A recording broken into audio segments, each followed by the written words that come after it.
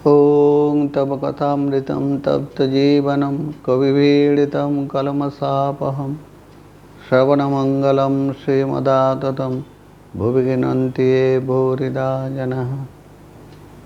श्री श्री रामकृष्ण कथामृत। ঠাকুর শ্রী রামকৃষ্ণ দক্ষিণেশ্বরে নরেন্দ্রাদি ভক্তসঙ্গ ও অন্যান্য ভক্তসঙ্গে ঈশ্বর কথাই কথা, এইরূপ কথাবার্তা চলিতেছে। ঠাকুর শ্রী রামকৃষ্ণ ঘরের ভিতর হইতে তাহাদের কাছে আসিলেন ও হাসিতে হাসিতে বলিতেছেন, কি গো, তোমাদের কি কথা হচ্ছে? নরেন্দ্র বলিলেন, এর সঙ্গে স্কুলের কথাবার্তা হচ্ছিল, ছেলেদের চরিত্র ভালো থাকে না। ঠাকুরও একটু ওই সকল কথা শুনে মাস্টারকে গম্ভীরভাবে বলিতেছেন, এসব কথাবার্তা ভালো নয়, ঈশ্বরের কথা বই, অন্য কথা ভালো নয়। তুমি ওদের চেয়ে বয়সে বড়, বুদ্ধি হয়েছে, তোমার এসব কথা তুলতে দেওয়া উচিত ছিল না। শ্রী রামকৃষ্ণদেবের শিক্ষার আমরা যদি কয়েকটি দিক দেখি, প্রথম যেটির উপর শ্রী রামকৃষ্ণদেব জোর দিচ্ছেন সেটি হচ্ছে ঈশ্বর লাভই জীবনের একমাত্র লক্ষ্য। একটি, দুটো, তিনটে, চারটে উদ্দেশ্যের কথা বলেননি, তিনি বারে বারে বলছেন মনুষ্য জীবনের একমাত্র লক্ষ্য হচ্ছে ঈশ্বর দর্শন করা।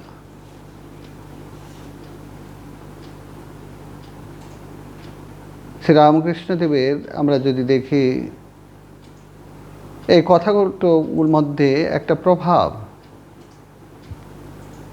বেদ, দর্শন প্রভৃতি শাস্ত্রাদির গুরু রহস্য আমরা যদি দেখি, সেগুলোকে সহজ সরল উপমার মাধ্যমে তিনি তুলে ধরতেন এবং সেই উপদেশাবলী থেকে আমরা তার যদি দেখি, সেগুলো থেকে অনেকে প্রেরণা পেতেন,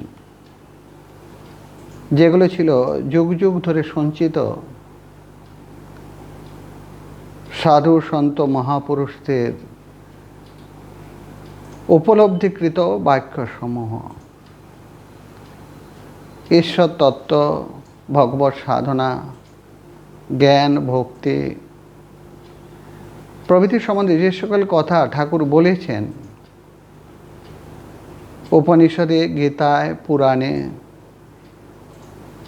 প্রাচীন আরও শাশ্বত গ্রন্থে, শাস্ত্রে, বিভিন্ন সন্ত বাণীতে, মহাপুরুষদের কথায়, এগুলো আমরা সুস্পষ্ট রূপে দেখতে পারি। তিনি সেই সব প্রাচীন উপদেশের কোনো অঙ্গচ্ছেদন করেননি, কোনোটিকেই তিনি পেছনে ঠেলে দেননি। আমরা যদি দেখি, পুরাতন উক্তি তিনি ব্যবহার করে প্রাচীনের ওপর এইরূপ দৃঢ়ভাবে দাঁড়াতে আমরা অন্যান্য কোনো মহাপুরুষের জীবনে আমরা দেখিনি। কেবলমাত্র শুধু প্রাচীন মুনি ঋষিদের বাক্য নয়, প্রাচীন জীবন রীতি, আচার, সমাজ ব্যবহার, চরিত্রাদর্শ ইত্যাদিতে এই ধারা তিনি বজায় রাখতেন। আমরা শ্রীরামকৃষ্ণদেবের জীবন ও শিক্ষা এই জন্য আমরা পাই প্রাচীনকে বজায় রেখে বাস্তব শক্তি দ্বারা শক্তিমান করা, কিভাবে নবীন করা যায়, বর্তমান যুগের উপযোগী করে তোলা, তার দিক দর্শন। এই জন্য তার বাণী এবং উপমার মধ্যে একদিকে যেরকম একটা সৌন্দর্য বোধ পায়, সাথে সাথে রসবোধের পরিচয়ও পাওয়া যায়।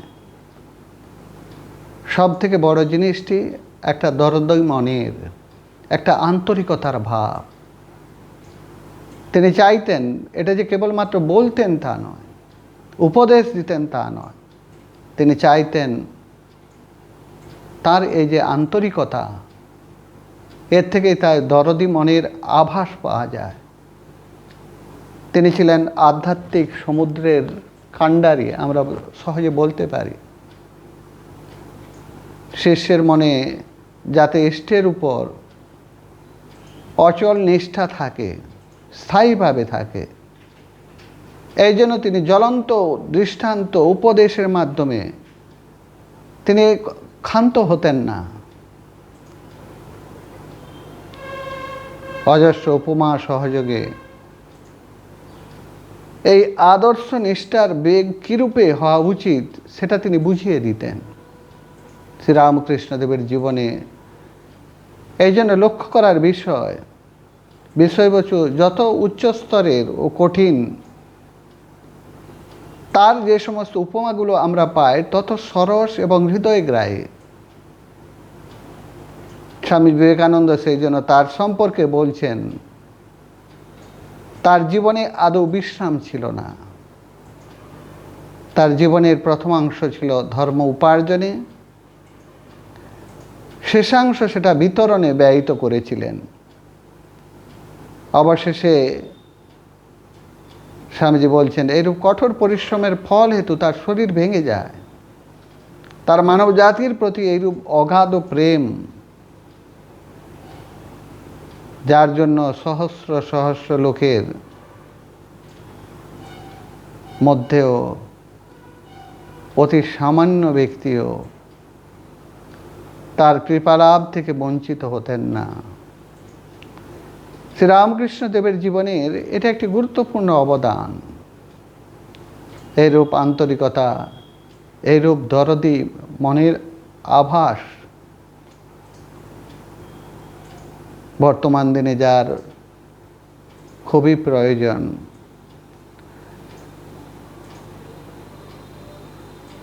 তিনি কেবলমাত্র কথাটি বলেই থেমে থাকেননি। ঈশ্বর দর্শন মনুষ্যের জীবনের একমাত্র লক্ষ্য। এই কথাটির উপর জোর দিয়ে তিনি বলছেন, কেবল অন্তরের সঙ্গে চাইলেই ঈশ্বর লাভ হয়, এই আশ্বাস তিনি দিচ্ছেন। ঠাকুর তার জীবনের ভিতর দিয়ে এই শিক্ষা তিনি আমাদেরকে দিচ্ছেন। আগে জীবন পরে ধর্ম নয়, আগে ধর্ম পরে জীবন। আমরা যদি এই কথাগুলো শাস্ত্র বাক্যের দৃষ্টিতে দেখি, শাস্ত্র যে চতুর্বর্গ সাধনম, ধর্ম অর্থ কাম মোক্ষ, কথামৃতের বিভিন্ন জায়গায় তিনি এই কথাটি বলছেন। আগে ধর্ম, ধর্মকে নিয়ে আমরা যা কিছু করতে পারি, অর্থ কাম, সেগুলো ধীরে ধীরে মোক্ষের দিকে চলে যায়। বিভিন্ন জায়গায় এই সংসারকে তাই সেই জন্য তিনি বলছেন একটা কর্মক্ষেত্র। আমরা অনেক সময় আশ্রম বলতে আমাদের ধারণা হয়, ভক্তরা অনেকে এই ধারণার বশবর্তী হয়ে থাকেন। আশ্রম মানে কি, এখানে পুজো পাঠ হয়, সাধু সন্তরা আছেন, ভালো মন্দ খান, ফল মূল মিষ্টি মোটাই, এই সমস্ত কিছুর ব্যবস্থা। কিন্তু শাস্ত্র আশ্রম কথাটির অর্থ কি বলেছেন? শ্রমচৈব খেদেচ, যেখানে শ্রম করা হয়, পরিশ্রম করা হয়। জীবন গঠনের জন্য যারা পরিশ্রম করেন, এই সংসারটাকেও তারা বলছেন, সংসারকে কর্মক্ষেত্র বলছেন। সংসার হচ্ছে, আমরা যদি এই বুদ্ধিতে, ঈশ্বরীয় বুদ্ধিতে, সেটাই শাস্ত্র বলছেন, গীতায় বলছেন, কর্মবন্ধনের কারণ। কিন্তু আমরা সেটা যদি কৌশলপূর্বক অনুষ্ঠান করি, এই কর্মই আমাদেরকে বন্ধন থেকে মুক্ত করে দেয়। এই সংসার আর সংসার থাকবে না, সংসারটা আশ্রমে পরিণত হয়ে যাবে। এটাই গীতায় ভগবান বলছেন, যোগ কর্মসু কৌশলম। এখন আমাদের প্রশ্ন আসতে পারে, কাম ক্রোধাদি রিপু, যে ষড়রিপুর কথা শাস্ত্র বলছেন, কাম ক্রোধ লোভ মোহ মদ মাৎসর্য, গীতায় বলছেন সংঘাত সঞ্জায়তে কাম, কামাৎ ক্রোধ অভিজায়তে। ক্রোধাৎ ভবতি সম্মোহ, সম্মোহ স্মৃতিবিভ্রম, স্মৃতিভংসাৎ বুদ্ধিনাশ, বুদ্ধিনাশাৎ প্রণশ্যতি। এই কাম থেকে ক্রোধ, ক্রোধ থেকে মোহ, লোভ, মোহ, মদ, মাৎসর্য, এগুলো হচ্ছে ষড় রিপু। এই রিপুগুলো জয় করার উপায় কি? ঠাকুর বলছেন, ঠাকুরের জীবনের এই ঘটনাটি আমরা আগেও বলেছি। ঠাকুর যেখানে যার কাছে যা শুনতেন, যদি পছন্দ হতো সে কথাটি তিনি বলতেন, সাথে সাথে যার কাছে শুনেছেন তারও নাম বলতেন। যেমন বলতেন, ন্যাংটোর কাছে শুনেছি, তোতাপুরীর, তাকে তিনি ন্যাংটো বলতেন। ন্যাংটোর কাছে শুনেছিলাম। কি শুনেছিলেন? ন্যাংটোর কাছে শুনেছিলাম ঘটি রোজ মাজতে হয়, তবে কি ঘটিতে ময়লা পড়ে না। মনের ময়লা দূর করার জন্য রোজ সাধন ভজনের প্রয়োজন। কি সুন্দর উপমা, ঘটিটা রোজ মাজতে হয়। এখানে পাথুরে ঘেটার গিরীন্দ্র ঘোষ বলেছিলেন, কাম ক্রোধাদি রিপু তো যাবার নয়, এদের মোড় ফিরিয়ে দাও। মোড় কীরকম ফিরাবেন? কাম প্রাপ্তির ইচ্ছা, সেটা যদি ঈশ্বর প্রাপ্তি হয়, কামনাটা যদি ঈশ্বর প্রাপ্তি হয়, সংসার করব, কিন্তু মনুষ্য জীবনের যে লক্ষ্য, সেই লক্ষ্যের জন্য ক্রোধ, সেটা যদি তার বাধায় হয়, ঈশ্বর প্রাপ্তিতে যদি বাধা, কোনো অন্তরায় আসে, তার জন্য ক্রোধ। ভগবানের প্রতি লোভ, ভগবানের রূপ গুণের জন্য আকর্ষণ, মোহ, মদ, মাৎসর্য, ভগবানকে নিয়ে মত্ত, ভগবানকে নিয়ে অহংকার, ভগবানকে নিয়ে অভিমান। এইভাবে রিপুগুলোকে আমরা যদি ভগবানের দিকে তাড়িয়ে দিতে পারি, ভগবানের দিকে মোড় ফিরিয়ে দিতে পারি, তখন এই কাম ক্রোধ এগুলো আর অনিষ্ট করতে পারে না। বিশেষ করে সংসারের ব্যক্তি বিশেষের প্রতি আমাদের যে আকর্ষণ, সেটা যদি ভগবানের দিকে ফেরাতে পারা যায়, আমাদের ভগবানের কাছে নিয়ে যায়। খুব সুন্দর বিভিন্ন বর্তমান দিনের বক্তারাও তারা বিভিন্ন সময় এই সমস্ত উদাহরণ দেয়। মানুষ যখন কাজের জন্য অফিসে যায়, বেশ উৎসাহ উদ্দীপনার সাথে অফিসের কাজ করে, এবং ওই কাজের বিনিময়ে সে কী পায়? বেতন পায়। কাজ করেন কিসের জন্য? অফিসের জন্য। তার বিনিময়ে কী পায়? তার বিনিময়ে বেতন পায়। বেতনটা হচ্ছে নিজের জন্য, আর কাজটা হচ্ছে অফিসের জন্য। এই কথাটি যদি আমরা একটু বুঝতে চেষ্টা করি, কাজটা হচ্ছে অফিসের জন্য, বেতনটা হচ্ছে নিজের জন্য। এই ভাব নিয়ে যদি আমরা আমাদের সংসারের কাজকর্ম করি, সংসারের জন্য কাজ, নিজের জন্য নয়, সংসারের জন্য কাজ। নিজের জন্য কি?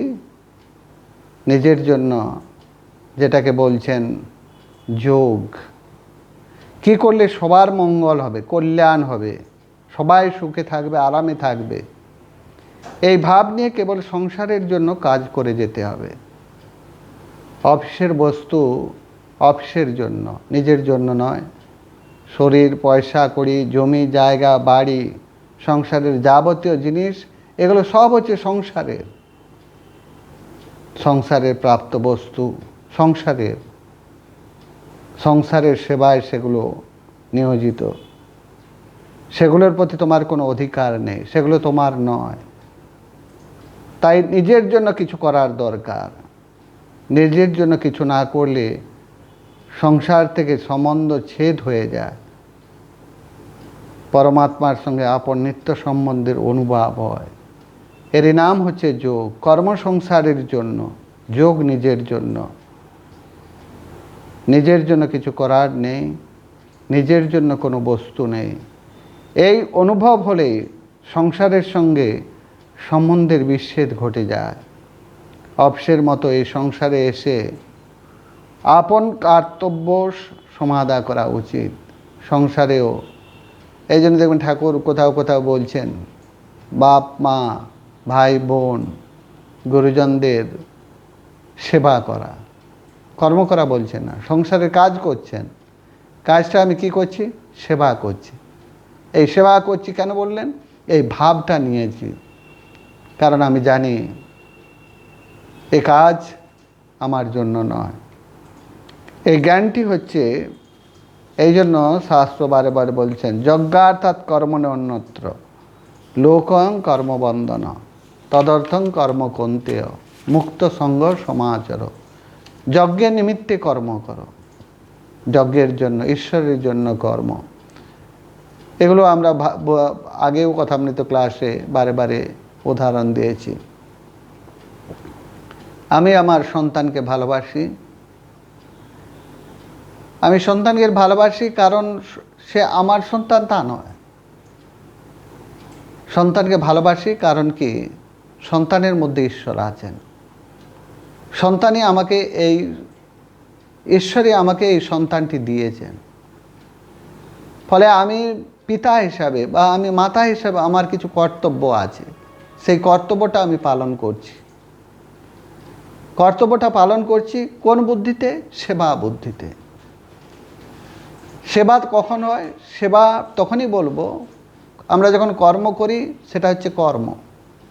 কিন্তু কর্মটা যদি নিঃস্বার্থভাবে করি, নিজের জন্য না ভেবে করি, নিজের জন্য না করি, তখন ওই কর্মটা সেবা হয়ে যায়। যেখানে কোনো স্বার্থ নেই, নিজের ব্যক্তিত্বের কোনো প্রয়োজন নেই, এই নিজের ব্যক্তিত্বের নিজের কোনো স্বার্থ নেই, এই বোধটা কোথা থেকে আসে? একটি বোধ থেকে আসে, জ্ঞান থেকে আসে। শ্রীরামকৃষ্ণদেব বলছেন বোধ জ্ঞান থেকে আসে। সেই জ্ঞানটা কি? সেটাই হচ্ছে যোগ। এই যোগটা হচ্ছে আমার জন্য, যেটা আমাকে যুক্ত করে ঈশ্বরের সাথে। তখন কর্মটা কর্মই থাকে, তার ফলের প্রতি আমার কোনো আকাঙ্ক্ষা থাকে না। তখন কর্মটাই পূজায় পরিণত হয়ে যায়, সেবায় পরিণত হয়ে যায়।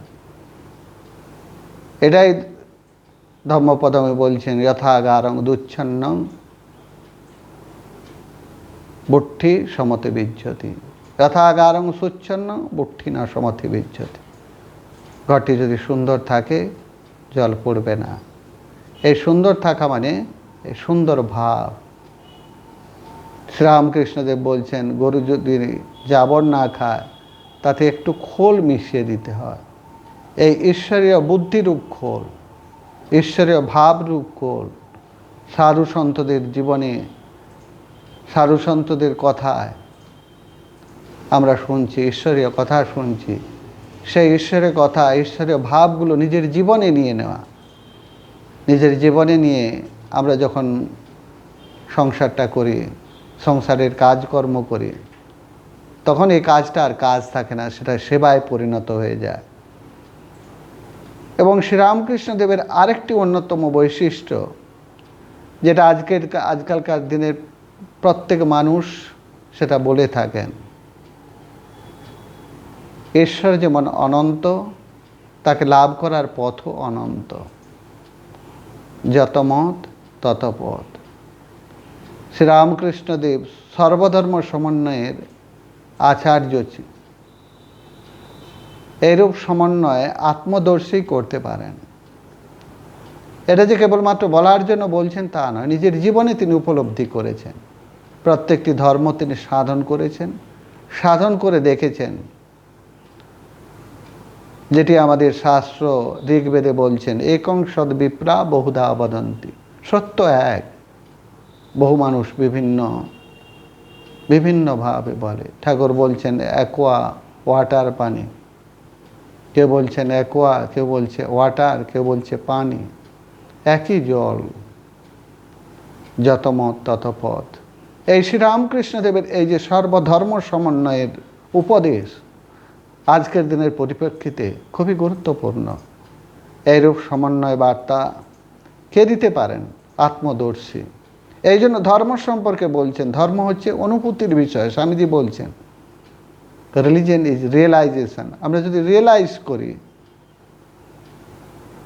আমরা যারা আমাদের সেই অভিজ্ঞতায় সেই স্তরে যারা পৌঁছতে পারেননি, তারাই বিভিন্ন বিভেদ সৃষ্টি করে। শ্রীরামকৃষ্ণদেব নিজের জীবনে সেগুলো উপলব্ধি করেছেন। এই জন্য তাঁর কথাগুলো সর্বধর্ম সাধন, সর্বধর্ম সমন্বয়, যেটা কিনা শ্রীরামকৃষ্ণ ধর্মের একটি অদৃষ্টপূর্ব বিশিষ্ট দিক। সব ধর্মের প্রতি গভীর শ্রদ্ধা এবং ভালোবাসা। তিনি জীবনে কখনো কোনো ধর্মের নিন্দা করেননি। আমার ধর্ম সত্য, অপরের ধর্ম মিথ্যা, এই যে মতুয়ার বুদ্ধি, গোড়ামি, ধর্মান্ধতা বা একদেশীভাবে লেশমাত্র আমরা শ্রীরামকৃষ্ণদেবের ধর্মে পাই না। সব ধর্মই সত্য। প্রত্যেক ধর্মের মধ্য দিয়ে সেই সত্যস্বরূপ ভগবানের কাছে যাওয়া যায়। এটাই শ্রীরামকৃষ্ণদেবের ধর্ম সমন্বয়ের বাণী। আজ সভ্য শিক্ষিত জগতের প্রাণ, যার জীবন শিক্ষার মধ্যে নিহিত সেই শ্রীরামকৃষ্ণদেব হিন্দু ধর্মের বিভিন্ন সম্প্রদায়ের সাধন প্রণালী, তাছাড়া ইসলাম, খ্রিস্ট, বিবিধ যে নিয়মাদি নিজের জীবনে সাধন করে তবেই তিনি বলতে পেরেছিলেন যত মত তত পথ। এই যতমত বা ততপদ আবিষ্কার, এটা একটি ধর্মজগতের এক অপূর্ব অবদান। আদর্শ পুরুষ, আদর্শ জীবন আদর্শ রূপে সার্বজনীন করতে হলে এখন আমাদেরকে এই সর্বধর্ম সমন্বয়ের পতাকা তলে সম্মিলিত হতে হবে। নিজে ঈশ্বর পূজক ছিলেন। ঈশ্বর পূজা কীভাবে করতে হয় তা তিনি বলে গিয়েছেন। আবার সাথে সাথে শিবজ্ঞানী জীব সেবার কথাও বলে গিয়েছেন। জীব সেবা শিবজ্ঞানী, এই শিবজ্ঞানী হচ্ছে যোগ, জীব সেবা জীব সেবায়। এটাই হচ্ছে বোধ, এটাই হচ্ছে জ্ঞান। জ্ঞানের সাথে কর্মের একটা সমন্বয়। কি সুন্দর ভাব! কর্মের সাথে একটা জ্ঞানের সমন্বয়। এই দিক দিয়েও আমরা বলতে পারি তিনি সমন্বয় অবতার। সেবা করুন ঈশ্বরীয় বুদ্ধিতে। এই ঈশ্বরীয় বুদ্ধিটাই হচ্ছে জ্ঞান। কর্মের সাথে জ্ঞানের সমন্বয়, তার দ্বারা কী হয়? একটা সুন্দর জীবন গড়ে ওঠে। ভারতীয় জীবন দর্শনের মূল হচ্ছে এই শিবজ্ঞানে জীব সেবা, অখণ্ড ব্রহ্ম সত্তাবোধ, জীবের প্রেম, জীবের সেবা, ঈশ্বরের সেবা, যেটা শ্রীরামকৃষ্ণ জীবনে মূর্ত হয়ে উঠেছিল। এই জন্য তিনি ছিলেন প্রেম সম্পদে সমৃদ্ধ। আমরা দেখেছি তীর্থে গিয়েছেন, তীর্থের পথে ছিন্ন বস্ত্র বুভুক্ষ দরিদ্র নরনারীদের জন্য তিনি কেঁদেছিলেন। তীর্থের দেবতাকে ভুলে গিয়ে এই নরদেবতাগণের সেবায় তৎপর হয়ে উঠেছিলেন। ত্যাগদীপ্ত এই অমোঘ জীবনবাণী। এই জন্য আমাদের আজকে প্রয়োজন তারই পূজাকে অনুসরণ করে এগিয়ে যাচ্ছে রামকৃষ্ণ মিশন। শ্রীরামকৃষ্ণদেব স্বয়ং দ্বারে দ্বারে প্রেম বিলিয়ে বেরিয়েছেন, মানুষকে মুক্তির বাণী শুনিয়েছেন। মৃত্যুর পূর্ব পর্যন্ত আমরা যদি দেখি, আর তো মানুষকে কাছে টেনে নিয়ে তার সুপ্ত শক্তিকে জাগিয়ে দিতে চেষ্টা করেছেন। এই জন্য তার জীবন হচ্ছে বহুজন হিতায় বহুজন সুখায়। তিনি হচ্ছেন যুগ ধর্মের সংস্থাপক। তিনি হচ্ছেন বর্তমান যুগ অবতার। এই জন্য তিনি এবং সেই যুগ অবতার এসছেন তার যে শিক্ষার, সেই শিক্ষা মানুষের দ্বারে দ্বারে পৌঁছে দেওয়ার, বার্তা পৌঁছে দেওয়ার ভার নিয়েছিলেন নরেন্দ্রনাথ, স্বামী বিবেকানন্দ। এই জন্য তার যাতে শিক্ষা সঠিক হয়, এসব কথাবার্তা ভালো নয়। মাস্টার মহাশয়কে একটু গম্ভীরভাবে বলছেন, ঈশ্বরের কথা বই, অন্য কথা ভালো নয়। তুমি এদের চেয়ে বয়সে বড়, বুদ্ধি হয়েছে, তোমার এসব কথা তুলতে দেওয়া উচিত ছিল না। মাস্টার অপ্রস্তুত। নরেন্দ্রাদি ভক্তগণ চুপ করে রয়েছেন। ঠাকুর শ্রীরামকৃষ্ণ দাঁড়াইয়া হাসতে হাসতে নরেন্দ্রাদি ভক্তগণকে খাওয়াইতেছেন। ঠাকুরের আজ মহা আনন্দ। দেখবেন যখনই নরেন্দ্র এসেছেন দক্ষিণেশ্বরের ঠাকুরের সকাশে, তখনই শ্রীরামকৃষ্ণদেবের মুখে হাসি। নরেন্দ্রাদি ভক্তেরা আহার করিয়া ঠাকুরের ঘরের মেঝেতে বসিয়া বিশ্রাম করিতেছেন ও ঠাকুরের সঙ্গে গল্প করিতেছেন। আনন্দের হাট বসিয়া আছে। কথা কইতে কইতে নরেন্দ্রকে ঠাকুর বলিতেছেন, চিদাকাশে হলপূর্ণ প্রেমচন্দ্রোদয় হে, এই গানটি একবার গানা। নরেন্দ্রনাথ গাইতে আরম্ভ করিলেন। অমনি সঙ্গে সঙ্গে খোল করতাল অন্য ভক্তগণ বাজাইতে লাগিলেন। চিদাকাশে হলপূর্ণ প্রেমচন্দ্রোদয় হে, উথলিল প্রেম সিন্ধু কি আনন্দময় হে। জয় দয়াময়, জয় দয়াময়, জয় দয়াময়। চারিদিকে ঝলমল করে ভক্ত গ্রহদল। ভক্ত সঙ্গে ভক্ত সখা লীলা রসময় হে। জয় দয়াময়, জয় দয়াময়, জয় দয়াময়। স্বর্গের দুয়ার খুলি আনন্দ লহরী তুলি।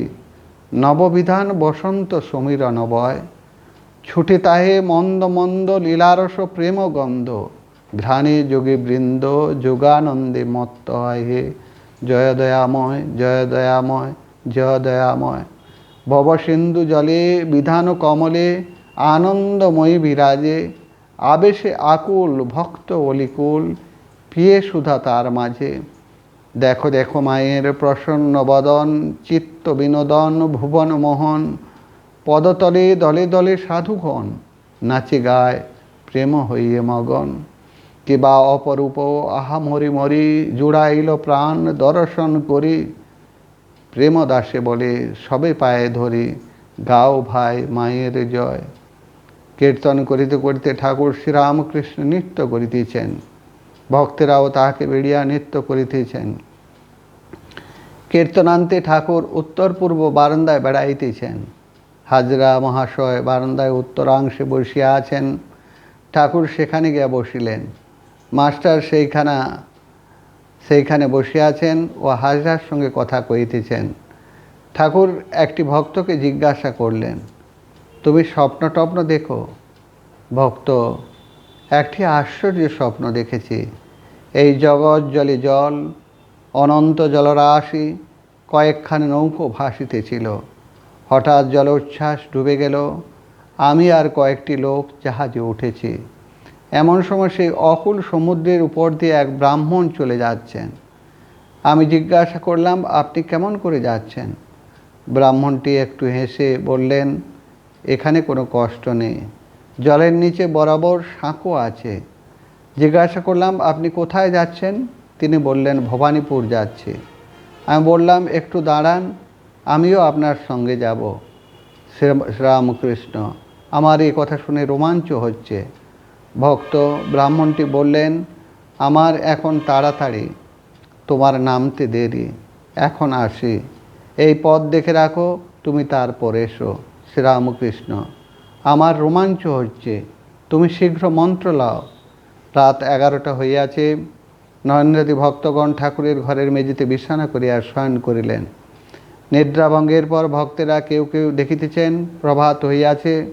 17ই অক্টোবর 1882, মঙ্গলবার, পহলা কার্তিক, শুক্লা পঞ্চমী। শ্রীরামকৃষ্ণ বালকের ন্যায় দিগম্বর ঠাকুরদের নাম করিতে করিতে ঘরে বেড়াইতেছেন। কখনো গঙ্গা দর্শন, কখনো ঠাকুরদের ছবির কাছে গিয়া প্রণাম, কখনো মধুর স্বরে নাম কীর্তন। কখনো বলিতেছেন বেদ পুরাণ তন্ত্র গীতা গায়ত্রী ভাগবত ভক্ত ভগবান। গীতা উদ্দেশ্য করিয়া অনেকবার বলিতেছেন ত্যাগী ত্যাগী ত্যাগী। কখনো বা তুমি ব্রহ্ম, তুমি শক্তি, তুমি পুরুষ, তুমি প্রকৃতি, তুমি বিরাট, তুমি সরাট, তুমি নিত্য, তুমি লীলাময়ী, তুমি চতুর্বিংশতি তত্ত্ব। নরেন্দ্রী ভক্তগণ এসেছেন উপস্থিত। ঠাকুর হাস্যময় উত্তর পূর্ব বারান্দায় পশ্চিমাংশে দাঁড়িয়ে আছেন। পঞ্চবটিতে কয়েকজন নানকপন্থী সাধু বসে আছে দেখলুম। শ্রীরামকৃষ্ণ: হ্যাঁ, তারা কাল এসেছিল। তোমরা সকলে একসঙ্গে মাদুরে বসো, আমি দেখি। ভক্তেরা সকলে বসিলে ঠাকুর আনন্দে দেখিতে লাগিলেন, তাদের সহিত গল্প করিতে লাগিলেন। নরেন্দ্র সাধনের কথা তুলিলেন। ভক্তির সার, তাকে ভালোবাসলে বিবেক বৈরাগ্য আপনি আসে। নরেন্দ্র: আচ্ছা, শ্রীলোক নিয়ে সাধন তন্ত্রে আছে। শ্রীরামকৃষ্ণ: ওসব ভালো পথ নয়, বড় কঠিন, আর পতন প্রায়ই হয়। বীরভাবে সাধন, দাসীভাবে সাধন, আর মাতৃভাবে সাধন। আমার মাতৃভাব, দাসীভাবও ভালো। বীরভাবে সাধন বড় কঠিন, সন্তান ভাব বড় শুদ্ধ ভাব। নানকপন্থী সাধুরা ঠাকুরকে অভিবাদন করিয়া বলিলেন নম নারায়ণায়। ঠাকুর তাহাদের আসন গ্রহণ করিতে বলিলেন। ঠাকুর বলিতেছেন ঈশ্বরের পক্ষে কিছুই অসম্ভব নয়। তার স্বরূপ কেউ মুখে বলতে পারে না, সকল সম্ভব। দুজন যোগী ছিল, ঈশ্বরের সাধনা করে নারদ ঋষি যাচ্ছিলেন। একজন পরিচয় পেয়ে বললেন, তুমি নারায়ণের কাছ থেকে আসছো? তিনি কি করছেন? নারদ বললেন, দেখে এলাম তিনি সূঁচের ভিতর দিয়ে উট হাতি প্রবেশ করাচ্ছেন, আবার বার করছেন। একজন বললেন, তার আর আশ্চর্য কি, তার পক্ষে সব সম্ভব। কিন্তু অপরটি বললে, তাও কি হতে পারে? তুমি কখনো সেখানে যাও নাই?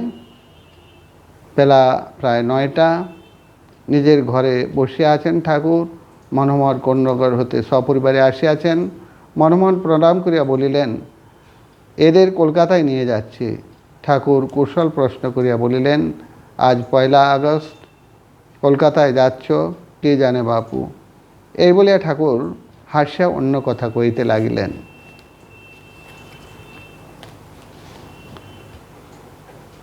ওং নিরঞ্জনং নিত্যম অনন্তরূপম ভক্তানুকম্পা ধৃতবিগ্রহম বৈ ঈশাবতারং পরমেশমিড্ডং তং রামকৃষ্ণং শিরসা নমামি।